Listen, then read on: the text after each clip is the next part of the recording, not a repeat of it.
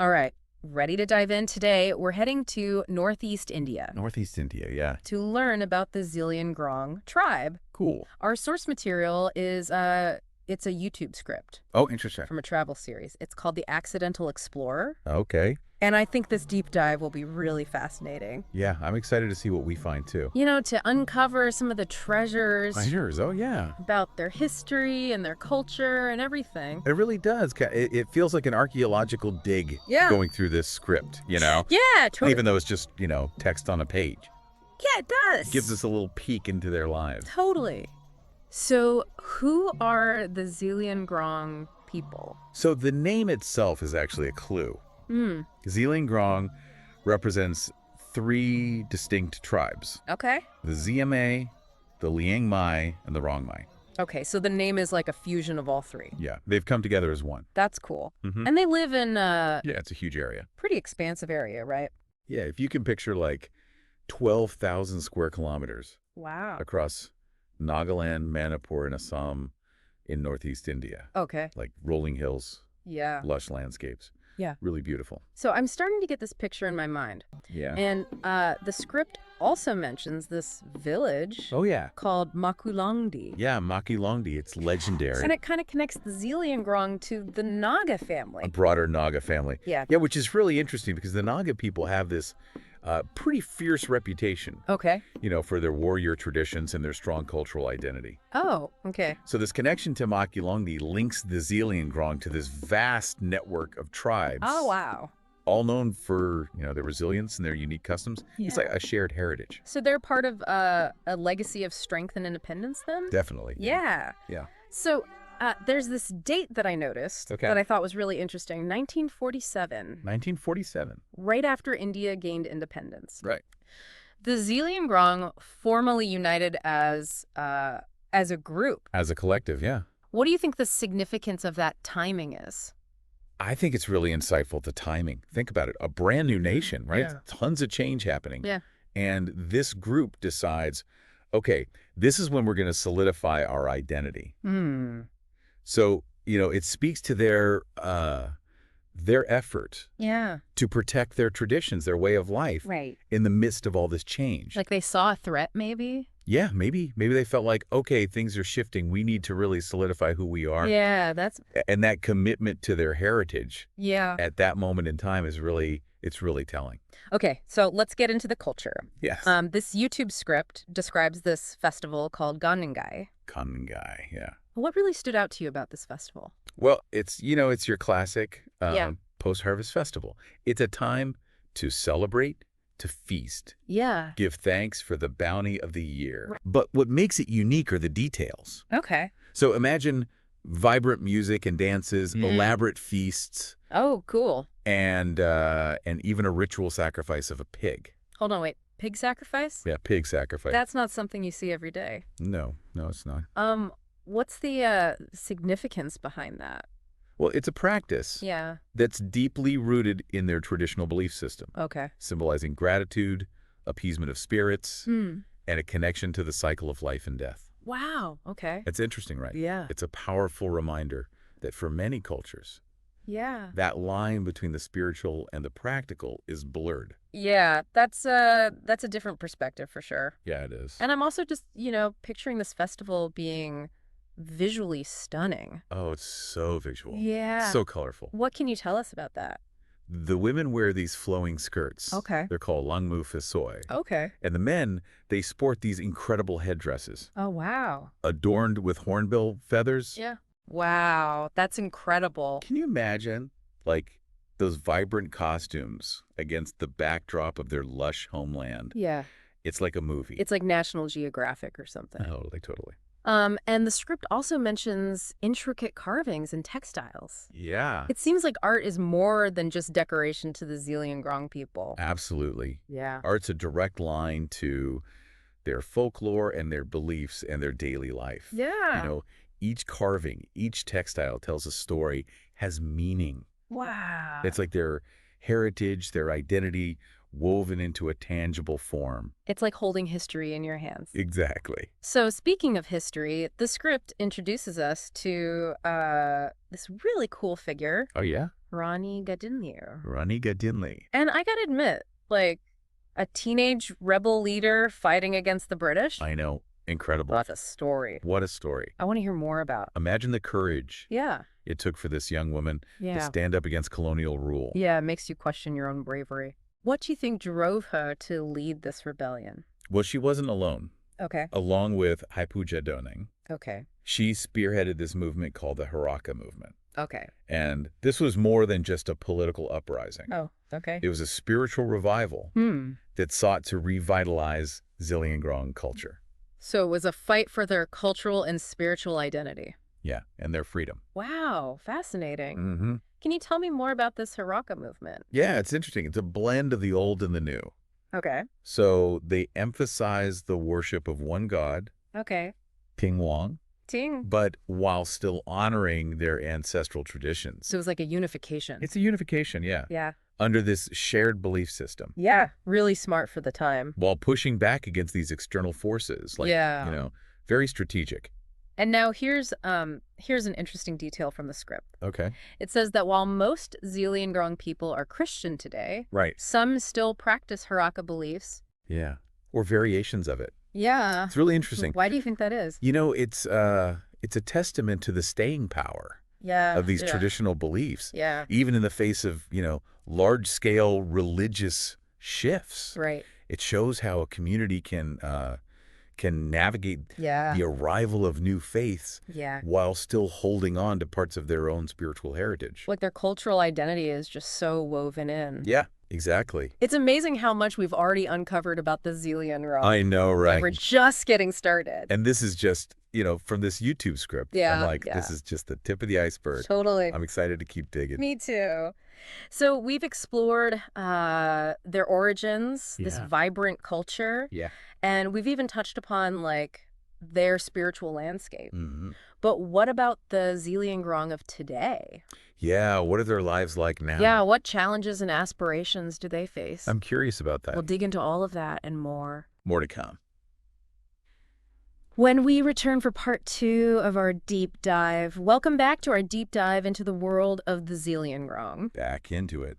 Before we went off, we were talking about their hopes, their aspirations for a homeland of their own. Yeah, that's a big one. What kind of roadblocks do they face? Well, I mean, it's a difficult path. Yeah. One of the biggest hurdles is just the whole geopolitical landscape Right. of Northeast India. Right.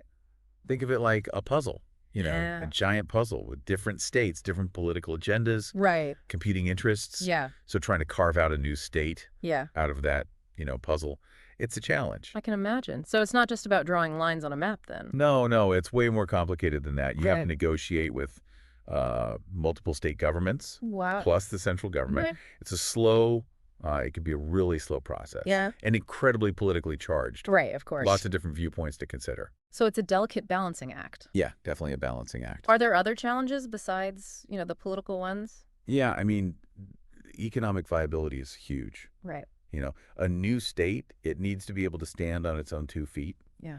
It needs job creation, investment, sustainable development. Okay. It's a complex equation. So it's not just about building borders, it's building a future. Yeah, exactly. Yeah, that makes sense. For their people. What are some of the economic hurdles they face specifically? Well, the region, it struggles with poverty, lack of infrastructure, Right. limited access to education and healthcare. Okay.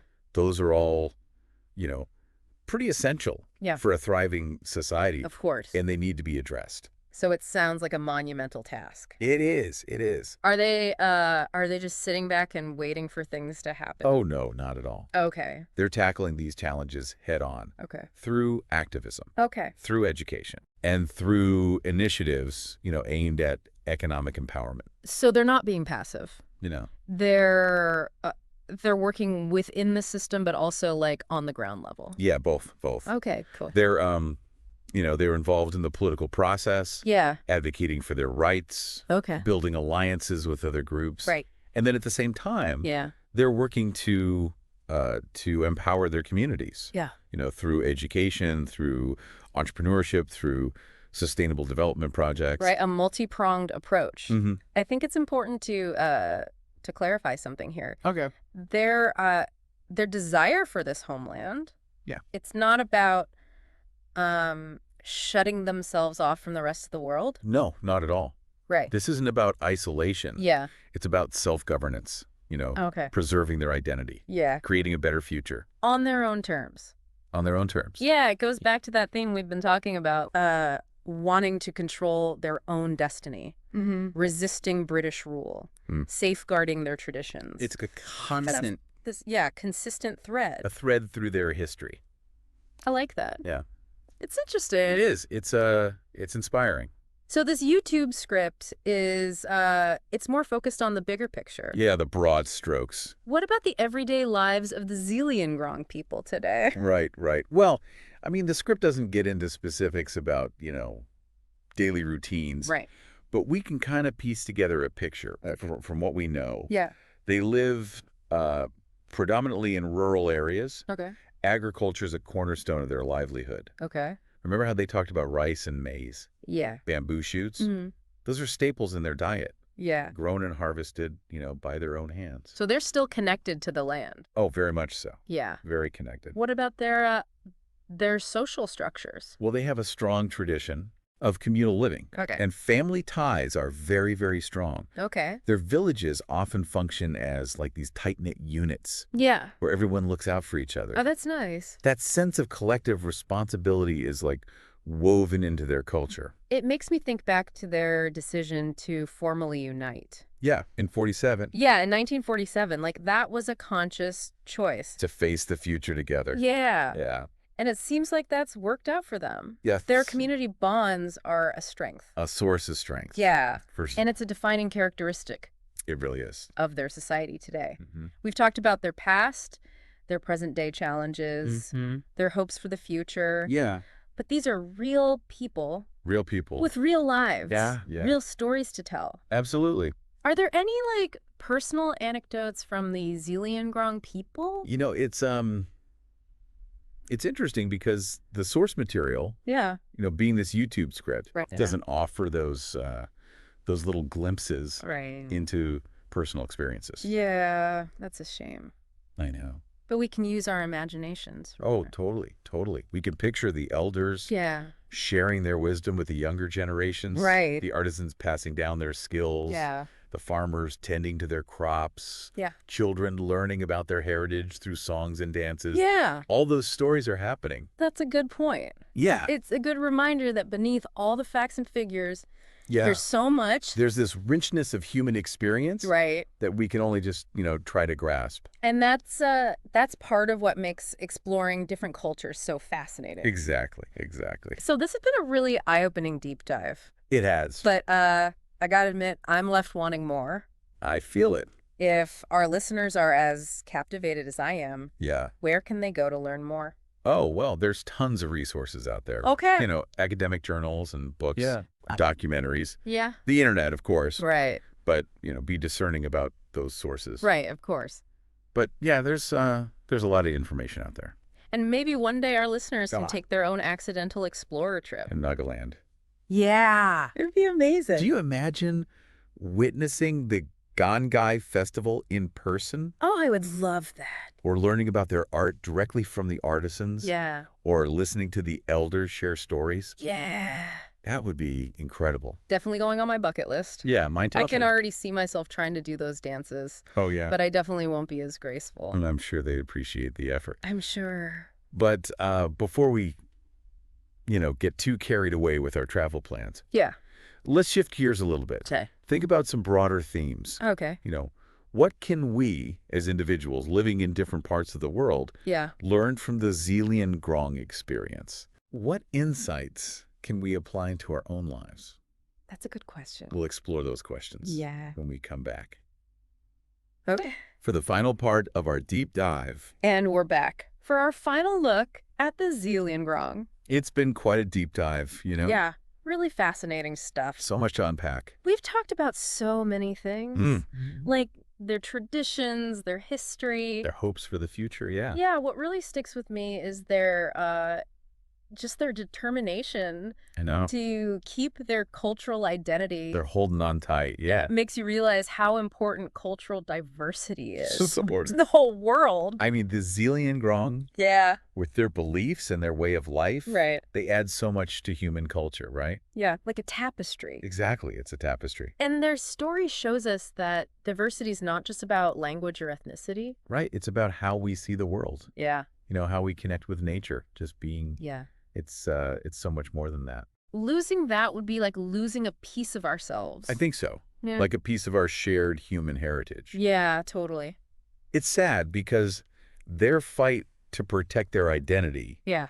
it's a reflection of a much bigger issue, right? Right. This is happening globally. Right. You know, indigenous cultures all around the world, Yeah. they're facing pressure Yeah. from globalization, modernization. And of course. That's tough. So, what can we learn from the Zeliangrong? Well, I think a key takeaway Yeah. is understanding and valuing different perspectives. Okay. The Zeliangrong, with their unique history, Mm-hmm.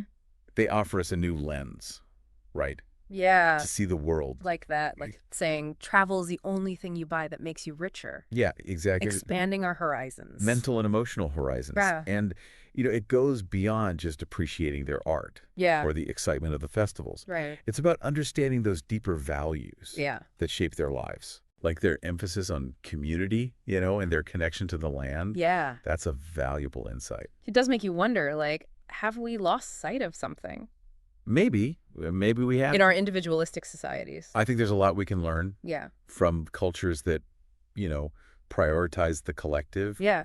and that harmony with nature. Yeah. I like that. And their story also shows the power of standing up for what you believe in, That's right. Fighting for what you believe in. even when it seems impossible. Totally. I mean, think about it. Rani Gaidinliu, Right.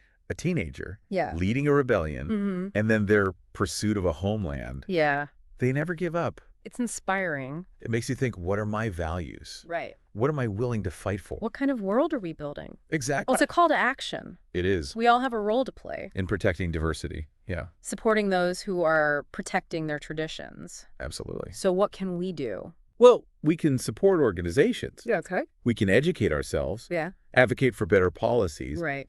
But it starts with being open-minded, right? Mhm. Listening to different perspectives. Being willing to learn. Yeah. It all comes back to, our world's richer because of its diversity. That's the key. And we all have a responsibility to protect that. We've celebrated the Zeliangrong in this deep dive. Yeah, it's been great. But like all deep dives, we've only scratched the surface. It's just the beginning. There's always more to learn. Keep exploring. Exactly. I hope our listeners will continue to explore the Zeliangrong Me too. and everything we've talked about. Their culture, their history. Maybe they'll even visit Nagaland one day. That would be amazing. I know, right? See it all firsthand. Yeah, it would be quite an adventure. For sure. Well, that's the end of our deep dive. It's been a journey. Thank you for joining us. And until next time. Keep exploring.